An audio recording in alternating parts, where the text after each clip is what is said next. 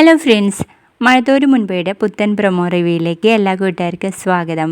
അങ്ങനെ നമ്മുടെ ബാലേന്ദ്രനും പിള്ളേരും കൂടെ ഭക്ഷണം കഴിച്ചുകൊണ്ടിരിക്കുകയാണ്.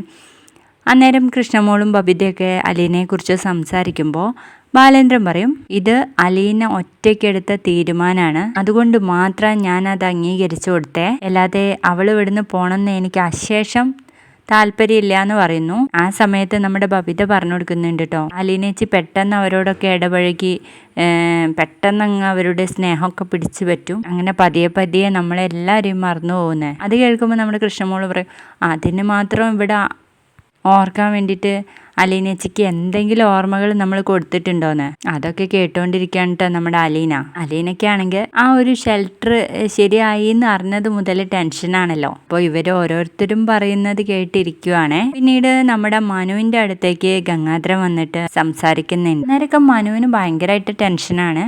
അവസാനം മനു നമ്മുടെ അലീനയെ വിളിച്ച് ചോദിക്കും, അപ്പോൾ പോകാൻ തന്നെ തീരുമാനിച്ചു അല്ലേ? എനിക്കൊരു ഭയം, നീ എന്നിൽ നിന്ന് അകന്നു പോകുമെന്ന് നമ്മുടെ മനു പറയുന്ന നേരത്ത് വെറുതെയാണ്, ഞാൻ എപ്പോഴും അടുത്തില്ലേ എന്ന് ചോദിക്കട്ടെ നമ്മുടെ അലീന.